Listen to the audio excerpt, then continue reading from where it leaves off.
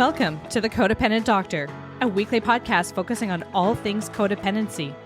Are you struggling to love yourself, feeling burnt out, or having trouble forming loving and meaningful relationships? I can help you heal from the past and move forward with healthier selves, healthier relationships, and healthier, more fulfilling lives. Join me as we reclaim your authentic self. I'm your host, a family doctor and fellow codependent, Dr. Angela Downey. We can do this together. Here we go. Hello to all my wonderful podcast listeners, and welcome to the 21st episode of The Codependent Doctor. I'm your host, Dr. Angela Downey, a family doctor and fellow codependent. Today's episode will focus on healing after an affair. I received a letter from a listener asking for advice that I would like to review today. I'm going to be leaving out some names, and I've changed some of the details to protect the writer's identity. Hello, Dr. Downey. I was in a loving 3-year relationship with someone I considered to be my soulmate. Our love was pure, gentle, and nurturing. We had a home, pets, and our families and friends loved us together. But due to my codependency and unmet emotional needs towards the end, I found new excitement and attachment in someone else. I left what could have been a lifelong partnership for a narcissist who love-bombed me and painted a picture of a beautiful life together if we both left our significant others. I fell for it. I left my soulmate, my best friend, for a complete stranger, abandoning our home, our family, and friends. I isolated myself and spent 5 months in a relationship filled with highs, lows, and chaos. Eventually, I ended it with that person and found myself returning to my ex for comfort and familiarity. I've been working with a therapist, and my ex and I have discussed the possibility of couples therapy to work through the deep wounds I've caused and the insecurities that led to my affair. My fear is that I won't be able to balance healing myself while also trying to mend their heart. I truly believe we're meant to be together, but I don't know what to do. I become emotionally unregulated when I'm not around them, and it's hard for me to be by myself.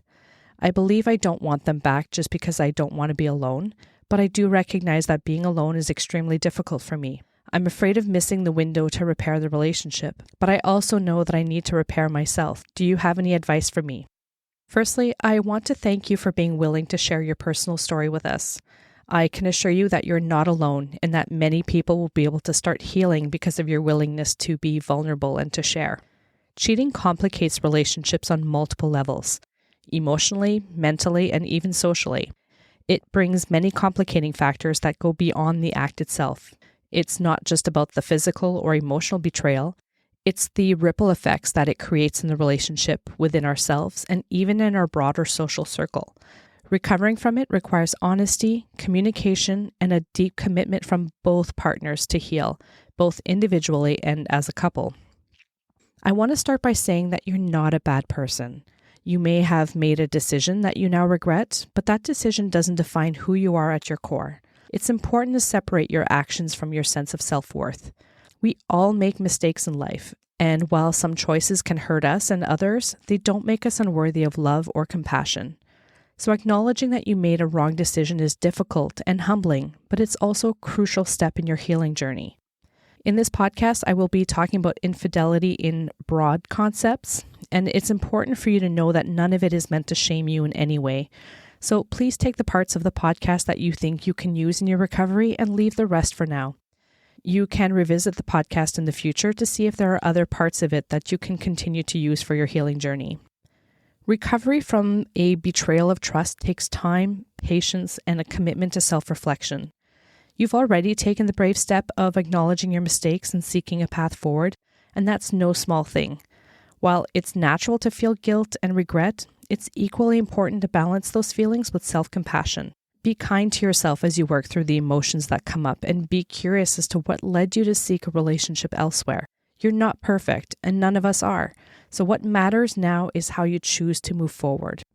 As you heal, remember that showing yourself compassion doesn't mean avoiding responsibility. It means understanding that you're human, that growth is possible, and that you deserve the same empathy and care that you would offer to someone else in a similar situation.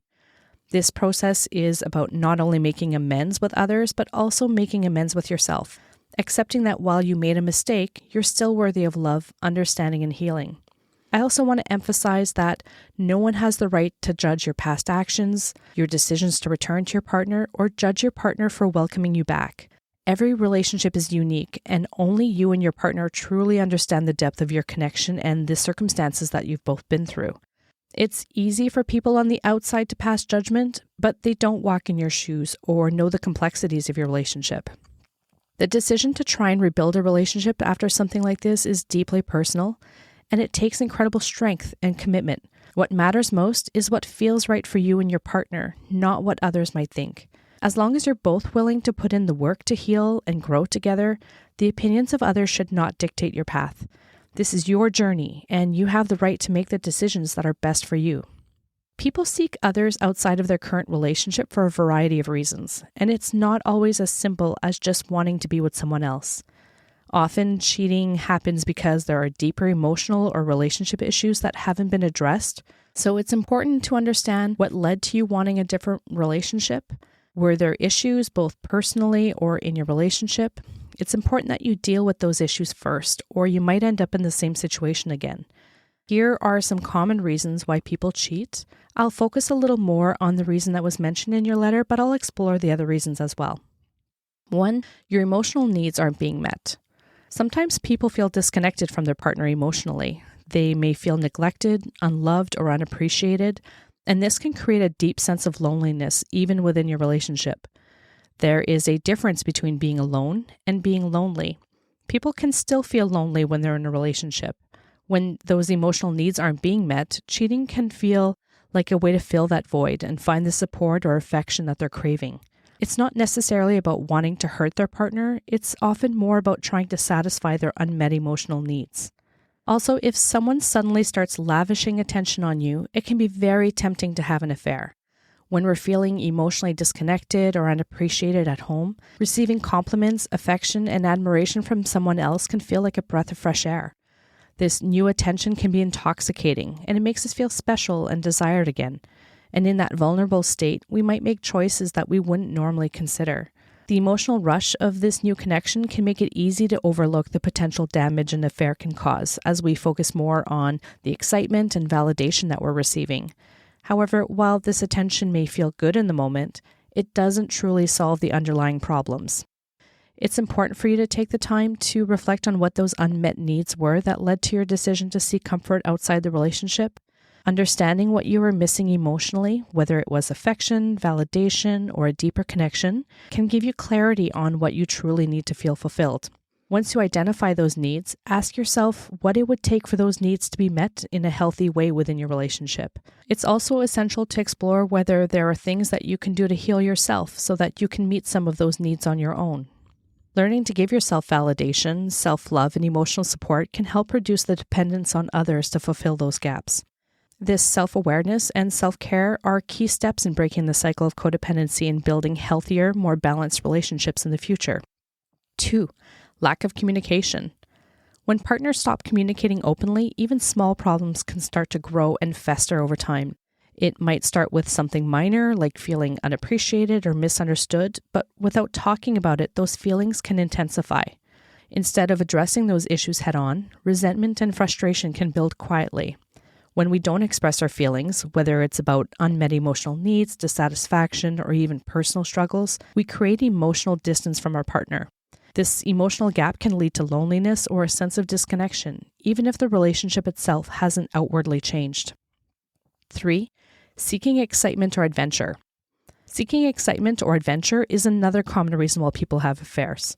Over time, even the best long-term relationships can settle into a routine, and that sense of predictability can sometimes lead to feelings of boredom or restlessness. The thrill, passion, and novelty that might have been present in the beginning of the relationship, it might fade as everyday life takes over. Responsibilities like work, bills, and family can make the relationship feel more like a partnership and less like an exciting romantic connection. For some people, this shift from excitement to routine can be unsettling. They may begin to miss the spark and intensity that they once felt. Instead of addressing these feelings with their partner, they may look outside the relationship for something new and stimulating. The idea of engaging with someone new can feel exhilarating. There is a rush of adrenaline, the excitement of the unknown, and the allure of being desired by someone different. Affairs driven by a desire for adventure eventually provide a temporary escape from the routine. The secrecy, the unpredictability, and the forbidden nature of the affair can make it feel like a thrilling adventure. But this excitement is usually short-lived. Once the novelty wears off or the affair becomes more complicated, the thrill can quickly be replaced by guilt, confusion, and even regret. 4. Low self-esteem. Low self-esteem can be a powerful driver behind seeking an affair, and it's often tied to a deep-seated need for external validation. When we don't feel good about ourselves or struggle with self-worth, we might seek out attention and affirmation from others to fill that gap. In relationships, people with low self-esteem might feel insecure about whether they're attractive or desirable enough, or they may have doubts about their own worthiness. This can lead to a craving for reassurance, but instead of seeking that reassurance within the relationship or working on their own self-confidence, they may turn to someone else. Cheating can provide a temporary boost in confidence because it brings new attention and affection from someone outside the relationship. That feeling of being wanted by someone else can give a rush of validation, making the person feel more attractive, desirable, or important in that moment. However, this is usually a fleeting solution because it doesn't address the underlying issue, that person's own lack of self-worth. Instead of genuinely feeling better about themselves, they rely on external source of validation to prop them up, which can become a pattern if they don't work on their self-esteem. Unfortunately, this quick fix doesn't last and often leaves the person feeling worse in the long run. 5. Avoiding problems in the relationship. Having an affair can sometimes be a way for people to avoid dealing with the real issues or challenges in a relationship. When faced with problems, whether it's a lack of communication, emotional disconnection, ongoing conflicts, or unmet needs, confronting these difficulties can feel overwhelming and uncomfortable. Rather than having difficult conversations or working through the issues together, some people might choose to escape the situation by seeking comfort, excitement, or distraction elsewhere. 6. Opportunity or temptation. Sometimes affairs happen because the opportunity just presents itself, and that person doesn't have the boundaries or commitments in place to resist. They might not have intended to cheat, but in that moment, they make a poor decision. Forming a physical or even an emotional connection outside the relationship can add many layers of complication to a partnership. When someone steps outside the boundaries of the relationship, it can lead to feelings of betrayal, confusion, and hurt both partners. Trust may be broken, and the stability of the relationship can be shaken. After an affair, both individuals may experience a wide range of emotions like anger, sadness, guilt, or insecurity, which can make it difficult to move forward. The effects of infidelity often touch every part of the relationship, from communication to intimacy, and these challenges can take time and effort to heal. Understanding these complexities is an important first step towards recovery. One of the biggest complications is the destruction of trust. Trust is the foundation of a healthy relationship, and once it's broken, it's difficult to rebuild. The partner who is hurt may constantly question the relationship, wondering whether they'll ever be able to trust again. Rebuilding trust requires time, effort, and open communication, but even then, it may never be resolved. Infidelity often brings about feelings of guilt and shame for the person who was involved in the affair. These emotions can weigh heavily, causing anxiety, regret, and even depression. They may struggle with these feelings long after the act, affecting their self-esteem and their ability to be emotionally present in the relationship.